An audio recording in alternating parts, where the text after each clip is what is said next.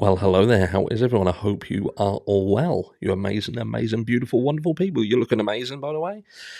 I don't feel amazing. I'm going to put that out there immediately. It's Sunday morning, and we spent the day yesterday on camp for like the RAF Families Day. And yeah, this isn't going to be a long video, but it's a video that has to be done because it's more of a public service announcement. Shall we call it that? First of all, let's just touch on this, because we're going to be talking about Rocky and Bullwinkle, otherwise known as Ayub Kassin and Rocky. So this is the latest of the news articles, which it says men who stayed with Jay Slater night before he vanished may be forced to shed light on case. Two men who spent the night with Jay Slater before he vanished could be forced to shine a light on what they know if a UK inquest asked them to. With Ayub Kassim and another man potentially questioned. Two men who stayed with Jay Slater the night before he vanished may be called upon. Just repeating itself, J19 was found dead in a ravine in Tenerife after an extensive search by law enforcement volunteers and his family. Two men who were seen with the team the night before his death may now be forced to reveal information on Jay's final moments. Ayub Kassim was one of the last people to see Jay alive and drove him back to an Airbnb where the pair spent the night. Didn't spend the night, they were there for about an hour and a half, 2 hours. Convicted drug dealer. That's very important that we understand this and keep a pin in that. He is a convicted drug dealer. May be called to give evidence should an inquest feel they could shed some light on the case. Another unnamed man, we believe that that's likely Rocky, could also be called on for questioning in the case. A coroner could call on Kassim or the unnamed second man to come to speak at an inquest, but such an investigation will be up to the family's wishes. So this kind of sets the stage. Now, I would say that this article here is not based on anything other than a direction that they feel that this case could go once Jay has been repatriated back to the UK, and the family could potentially then request further investigation into the situation. So it heavily is dependent on the family and what the family want. We haven't heard anything from the family, but I'm speculating here, but I am of a mindset that how I would feel if this was my child, and would I be happy with the conclusion that there was no influencing factors involved in what happened to Jay. That's kind of, I suppose, the people who know Jay the absolute best are his family. So it's whether his family feel that Jay could have made these mistakes without influence, without any mitigating factors, and it could have just resulted in his own stupidity. Or do they have a different insight into Jay, who he is, what he was going out there for? Had he communicated anything to his family or anything to anyone that then relayed the information back to his family?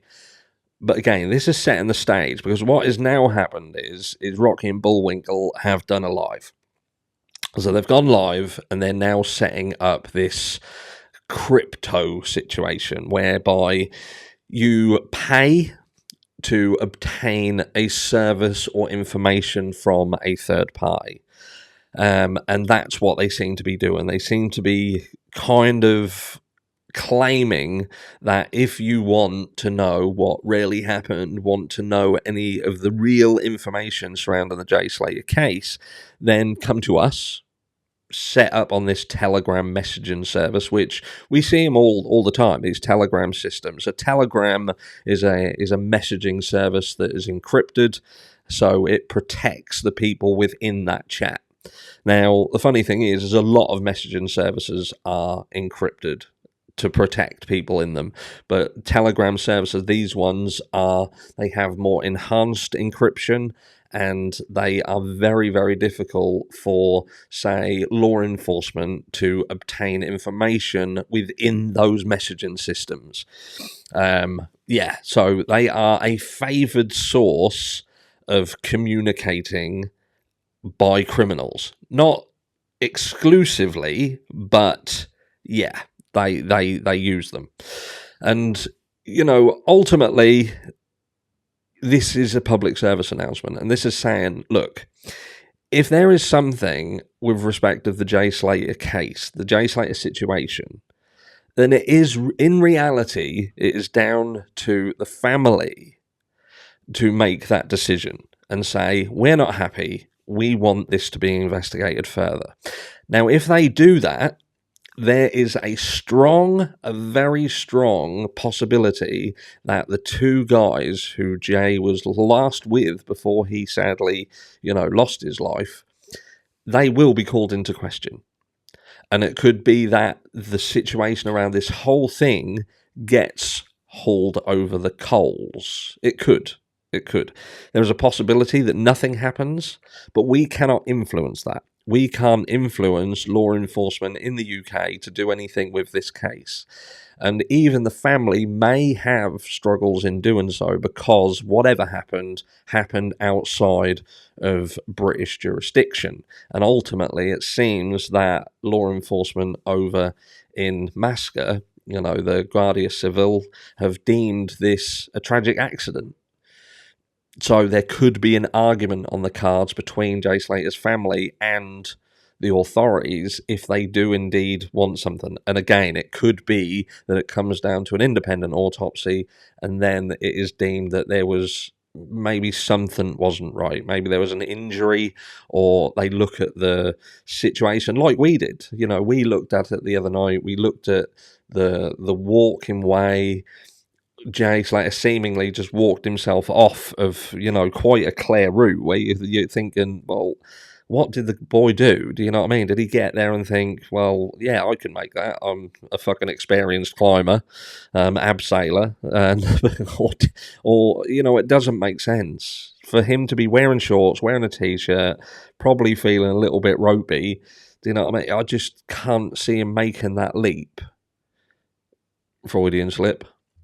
But do you know what I mean? But Ayub and Rocky and Bullwinkle are not going to assist you in anything other than removing funds from you. So the best way to find out what really happened is to wait for the proper channels to come forward and tell us. And if they don't, then we have to let sleeping dogs lie, because I genuinely do not believe that you are going to get an accurate version of events from Rocky and Bullwinkle. You're not going to get that. They're not trustworthy people in that sense. The fact that they're even connecting the obtaining of information into some crypto and telegram situation tells you what they are like as individuals.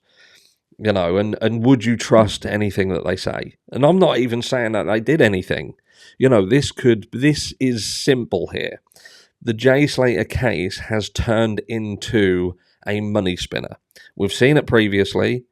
We'll see it again in the future. And this is just a sad situation. It's no different than channels like mine. Ultimately, we're here, we exist because tragedies happen and we talk about them. You just, as a viewer, have to make a decision who you want to give you information and who you trust to give you information and share thoughts and feelings with about these cases. Because Rocky and Bullwinkle is, again, nothing more than a byproduct of a tragedy that has seen a way to obtain funds, and you're going to get burnt. Rocky and Bullwinkle, immediately think bent. But anyway, look after yourselves, have a fantastic Sunday, and I will catch you all tomorrow.